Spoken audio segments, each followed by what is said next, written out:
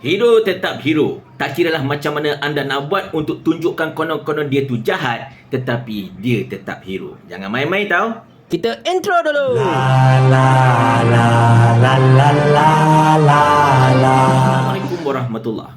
Saya tahu anda memang sudah sedia maklum akan kejadian yang berlaku pada pagi ini di mana Menteri Besar Kedah iaitu Sanusi Mak Nor telah pun ditahan pada pukul 3 pagi dari hotelnya, dibawa ke IPD Gombak dan kemudiannya dibawa ke Mahkamah Selayang untuk sebutan kes berkaitan dengan konon-kononnya Sanusi telah mengeluarkan kenyataan yang menghasut dan siasatan serta pendakwaan telah pun dijalankan di bawah Akta Hasutan 1948. Di mana anda juga sudah sedia maklum, Sanusi telah pun mengaku tidak bersalah atas tuduhan-tuduhan yang telah dilemparkan, dua tuduhan semuanya, dan telah diikat jamin dengan RM5,000 untuk setiap pertuduhan. Maka dua pertuduhan RM10,000, dua orang penjamin yang berbeza.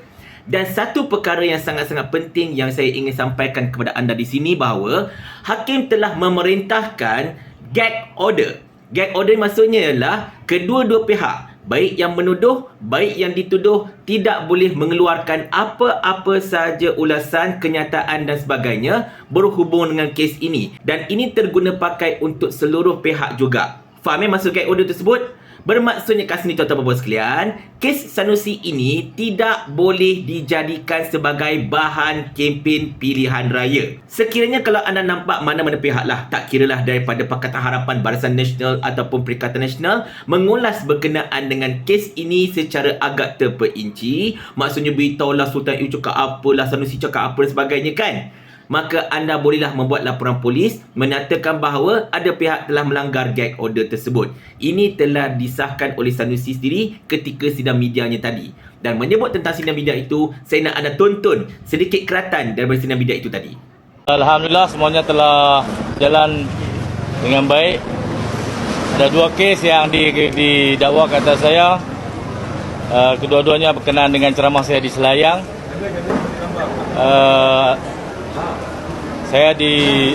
Semua pihak diberi gag order, tidak boleh mengulas kes tersebut. Merit pertuduhan tidak boleh diulas di kedua-dua pihak lah, sama ada pihak saya atau pihak yang menuduh saya. Pendakwa raya tu tukang tuduh saja, tapi yang menuduh orang lain. Kes ini akan disebut lagi untuk penyerahan pertukaran dokumen pada 4 Oktober dan saya diikat jamin RM5,000 setiap kes, setiap tuduhan. Jadi dua tuduhan RM10,000 dengan penjamin yang berbeza. Ya Alhamdulillah lah, Oktober kan, no? Dah lah masuk PRN dulu. Tujuan mereka ialah untuk menjejaskan peluang saya dalam PRN. Saya yakin dengan pendakwaan ini rakyat Malaysia memahami tujuan mereka, hasrat sebenar mereka.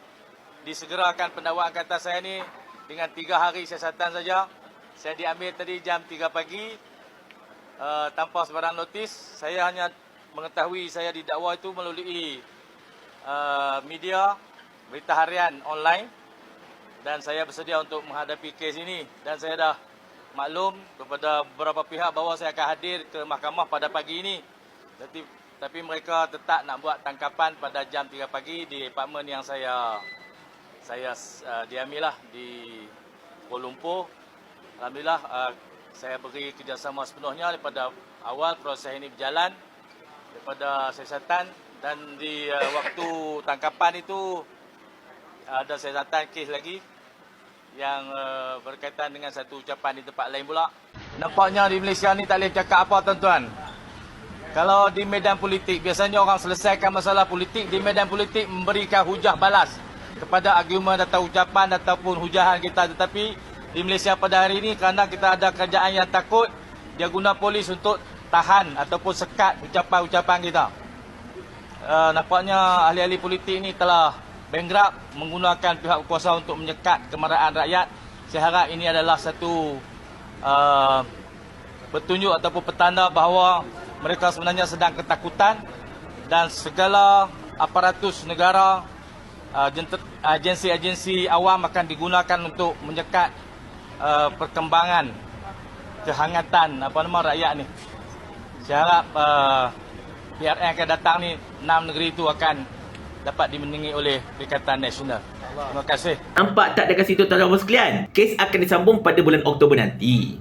Jadi apa-apa hal pun sekarang ini Sanusi masih bebas. Dia boleh saja berkempen, dia boleh bertanding pilihan raya dan dia boleh menjadi Menteri Besar Kedah pun kalau dilantik semula. So tak ada masalah langsung. Jadi kepada penyokong Perikatan Nasional, relax saja. All is well, semuanya boleh diteruskan macam biasa. Cuma selepas ini minta berhati-hati sikit. Sebab yelah, sekarang ini kan tengah musim panas. Panas gila-gila sekarang ini. Jadi segala ucapan kita yang mungkin tersilap sedikit ke ataupun mungkin kita terlajak dan berlaju ke apa-apa ke, pastinya akan cuba dimainkan semahu-mahunya oleh pihak-pihak yang bertentangan untuk memastikan kita ini jatuh dan juga menerima hukuman dan macam-macam lagi lah. Tapi apa-apa pun macam biasa, kita tetap menghormati perjalanan undang-undang dan of course kita sebagai rakyat Malaysia yang mematuhi perlembagaan, kita akan terus buat kerja macam biasa tanpa mempertikaikan kredibiliti pihak-pihak yang terlibat. Tetapi itulah, kadang-kadang benda ini macam clear cut sangat. Seperti mana video saya yang semalam itulah. Kes Sanusi ini begitu laju sekali dia buat siasatan. Tak sampai 3 hari dah boleh pendakwaan, betul tak? Tapi kes Lim Wan Eng sampai ke hari ini dah seminggu lebih, dekat 2 minggu dah masalahnya. Diam je. Tak adil macam tu bang. Saya tak dalam pertikaikan apa-apa. Tetapi undang-undang itu harus adil dan harus dilihat berlaku adil. Betul tak? Itu adalah mantra bagi pengamal undang-undang dekat seluruh negara. Tapi macam saya katakan tadi, saya tidak mahu mempertikaikan apa-apa. Terserahlah kepada pihak berkuasa untuk menentukan perjalanan kes-kes yang tertentu itu. Tetapi tuan-tuan sekalian, sebelum anak-anak papa duk kata, Perikatan Nasional anti-sultan, hina sultan dan sebagainya, saya cuma nak cakap terus terang kat sini. Tolong jangan bercakap lebih-lebih sangat depan cermin, sebab takut malu sendiri nanti. Sebab apa tahu? Cuba anda tonton video yang cukup klasik ini. Tak klasik mana pun, baru 2 tahun je usia video ni, betul tak? Tonton. Tuanku dapat tak video tu? Oh tuanku. Mai bersekat serdang tuanku. Oh tuanku.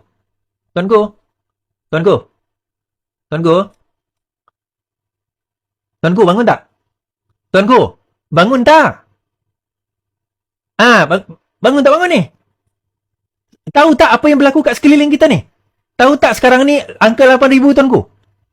Yelah, kita tahulah istana tu sedap lah. Makan, minum, tidur semua kat situ sedap lah, tahu. Ya, kita tahu. Saya tak pernah pergilah. Saya pernah sampai kat luar je. Masuk tak pernah tuanku. Kalau dijemput, Alhamdulillah saya pun tak pergi juga Tuanku, saya ni bawa suara rakyat tuanku. Kat belakang saya tengah tengok live saya sekarang ni ada lebih kurang 6,000 orang tuanku. Tuanku tak cakap apa ke tuanku? Sultan Johor dah cakap tuanku. Tak kisahlah dia kata nak lockdown bersasar ke. At least dia bagi cadangan tuanku. Bagus tu. Bagi saya okey. Saya respect Sultan Johor tuanku. Tuanku tak nak bagi kenyataan ke? Janganlah bagi kenyataan. Dengan ini better merasakan bahawa kita hendaklah duduk di rumah. Jangan cakap itu tuanku. Itu hari-hari Muhyiddin cakap tuanku. Itu kita tahu. Tak, kita sekarang ni kena buat macam mana tuanku? Parlimen tak buka ni tuanku. Parlimen tak buka. Kita nak bincang apa ni? So tuanku nak buat apa tuanku? Kalau tahun lepas 2008 saya ingat lagi tuanku Tuanku cepat bertindak. Cepat sungguh bertindak tuanku. Sekarang macam mana tuanku? Bila nak tindak?